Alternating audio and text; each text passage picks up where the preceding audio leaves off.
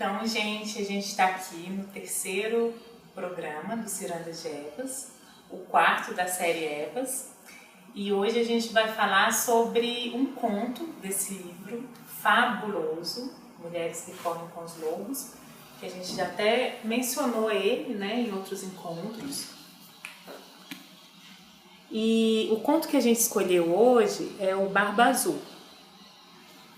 Enfim, a escolha desse conto, ela se deu muito pelas diversas representações que o Barba Azul pode ter, né, na vida de nós mulheres, e todas, no meu ponto de vista, muito fortes. Então eu vou começar perguntando aqui está o Pachpati, a Dani, eu, e eu vou começar perguntando para vocês. Quem é o Barba Azul para vocês? Então, o Barba Azul para mim foi o depredador que mora dentro. Estava falando justamente antes de começar o programa com o Pachpati que eu li esse conto faz anos atrás, quando eu era nova. E minha leitura foi muito diferente da leitura que eu fiz agora.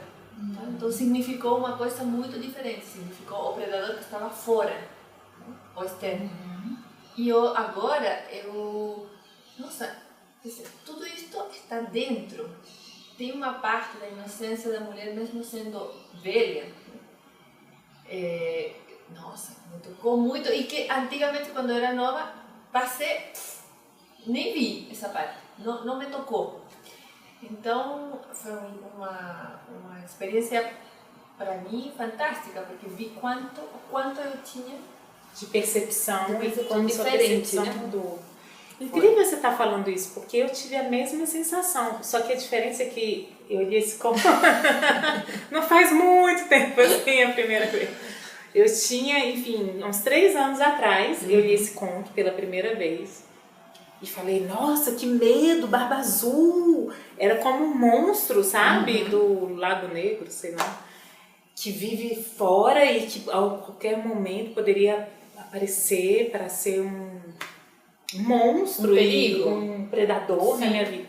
E eu simplesmente, Dani, eu não consegui ler assim. De medo? É como se essa parte, o predador interno, sim, eu não tivesse nem lido, como se ela não existisse. Então isso que acontece. Isso foi dependendo muito da maturidade. A gente e agora, 3 anos atrás, eu li e falei, uau, existe esse predador dentro de mim. E eu simplesmente não lembrava que essa parte existia. Isso é muito interessante. A gente pode se autoconhecer através da vida, através de um livro como este. Sim. Né? Quem é esse predador? Né? Quem é o Barba Azul que está dentro? Eu, antigamente, até acreditava, quando você começa a estudar Freud, etc., que a gente tem uma espécie de inimigo dentro. Né? Eu hoje tenho uma tendência a acreditar muito mais que a gente tem uma parte não trabalhada, não acessada, boa, que eu chamo de dor, que a gente esconde, que a gente transforma essa dor depois de um tempo num predador, ou ela cria um predador para nos defender de alguma coisa, e depois não é mais necessário. Né? Então, até a parte que, enfim, a gente vai acabar falando mais do conto, mas tem um quarto cheio de mulheres mortas. Cheio de sangue, onde na versão que eu li ela abre com uma chave dourada. A chave dourada geralmente quer dizer uma coisa de pureza. Ela vai lá inocentemente, visita as dores que já estão ali inconscientemente e depois não tem como mais limpar. Sim, a partir do momento que ela enxergou aquelas dores, ela vai ter que resolver. Sim. E o jeito de resolver, entre aspas, mascando o Barba Azul, né? É resolver a dor. Atrás do predador, seja ele externo ou interno, tem a dor. Mas tem uma simbologia que me deixou assim refletindo, porque quem mata a Barba Azul não é ela, são os irmãos. Então, quem são os irmãos simbolicamente? Porque eu entendi que é o nosso lado masculino, que é o nosso lado da força, né? Isso. Mas eu então, acho... pode ser uma leitura. Sim.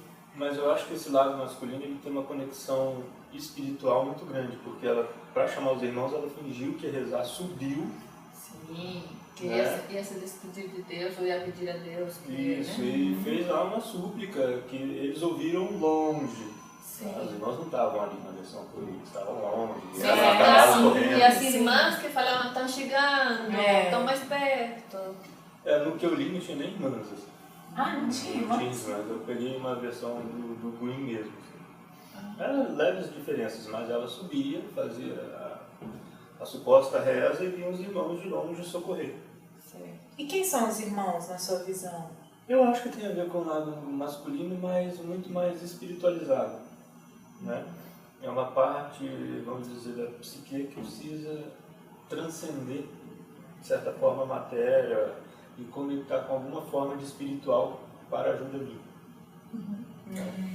Eu fiz também outra leitura, fiz várias leituras. A outra que me interessou, pela minha experiência, é ela tendo a coragem de pedir ajuda ao exterior, no exterior, dizer, eu estou mal, eu preciso ajuda, venha me socorrer. Que muitas mulheres nós não fazemos isso, né? Guardamos todas nossas dores, né? E achamos que temos que ser super mulheres A gente estava conversando. e tentar se virar sozinha.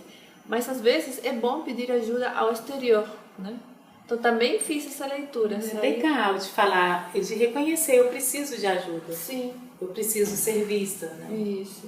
E eu achei assim muito interessante, bem, essa colocação do Pachupati eu achei fantástica, porque ainda é um passo além do que a gente, né, já tinha observado, quer dizer, não é nem o inimigo externo e nem o inimigo interno, não é necessariamente o inimigo, né? É uma dor ali que precisa ser vista e que precisa ser tratada.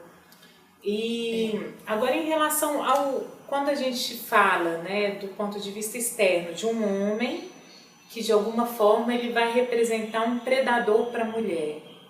Então eu acho bacana a gente conversar um pouquinho sobre isso, porque eu acho que nós mulheres, enquanto somos ingênuos, né, ou enquanto temos um pacto com o sofrimento, e os homens também, a gente acaba atraindo esses predadores de uma forma inconsciente. Mas eu não sabia. Não, o nosso inconsciente sabia, né? Sim, a gente sente. Então quero convidar vocês para a gente conversar um pouquinho mais sobre esse.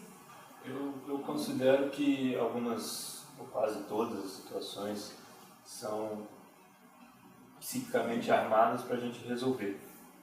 Então, aquela velha história, até você resolver um padrão, você vai continuar ficando repetindo. E se ela está chamando barbas azuis, ela está chamando a partir da dor. Claro. Isso se vê na adolescência, né? Sim, isso é na selva africana. Os predadores sentem cheiro de medo e vão lá e atacam. Claro. Né?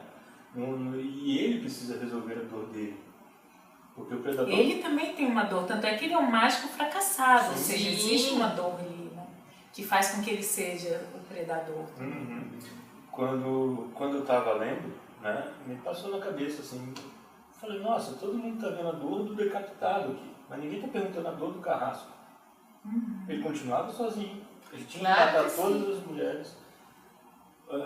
É um fracasso, na verdade. Sim. Total. Trazendo para uma questão humana, todo mundo tem um armário com ossos.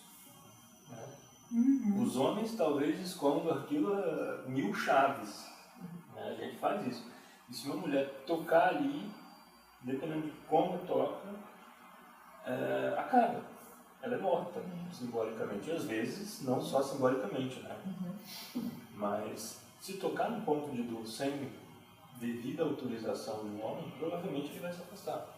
Então o Barba Azul continuava sozinho, continuava procurando, continuava matando, o que gerava sempre um dispêndio de energia, de não sei o que, enfim. Mas continuava sofrendo. Né? Ou seja, ele também tinha a dor dele, né, Sim. que precisava também ser olhada com compaixão. Lembrando que a gente está falando de uma história, né? Claro. Quando a gente traz isso para a vida real, não tem uma justificativa de um maltrato, de uma violência contra a mulher. Não, em relação à minha perspectiva feminina, o que eu percebo é o seguinte, do ponto de vista, o predador, né, o Barba Azul. Eu vejo muitas mulheres buscando padrões de homem que vão trazer sofrimento para ela, que é um homem que vai só usar ela, é um homem que vai estar com ela e vai estar com várias outras, é um homem que não vai dar o valor que ela merece. Então eu não estou nem avançando para esse lado da violência, né, que é um lado ainda além disso, mas assim, mais as situações cotidianas, né? E aí, eu pensando muito sobre isso, assim, lendo o conto, eu acho que isso tem muito a ver com uma questão de uma dor da mulher, em primeiro lugar, dela não se valorizar. Então, assim, enfim, eu vou colocar como eu inconscientemente vou procurar alguém que vai validar esse desvalor que eu tenho, né? Então, isso eu vejo que é muito comum. E aí, muitas vezes as mulheres, pela ingenuidade, né, que mostra lá no conto, elas trazem essa questão do mas eu vou salvar ele, né? E aí entram nessa compaixão do eu vou mudar ele, eu vou salvar ele. Ninguém salva ninguém, ninguém muda ninguém, né? A gente querendo mudar já é difícil, quanto mais mudar o outro, né? Então eu acho que essa questão da ingenuidade que também me chamou muita atenção. E que a própria mãe não alertou a filha, exatamente, né? E assim, o perigo que a gente vê isso, assim, enquanto mães, né? De mostrar para as nossas filhas que existem predadores e que a gente tem que ter maturidade para farejar também o predador, né? Eu acho que esse é o ponto de vista externo, né? Mas depois eu gostaria de aprofundar no predador interno, né? Porque para mim fez todo sentido muito mais a parte interna.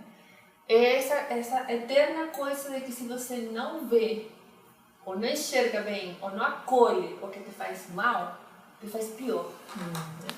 Então, era isso que talvez numa segunda parte a gente poderia ver isso. Então, assim, essa questão do predador, né? Interno e externo, eu acho que é isso, assim, que o Pacho colocou. Na verdade, ele é uma dor. Então, não é um monstro, não é alguém que vem para piorar a nossa situação. É alguma coisa que precisa ser vista, né? Isso. E do ponto de vista do externo, a minha visão até agora é que as mulheres que atraem esses predadores externos é porque ela tem uma dor de não se valorizar.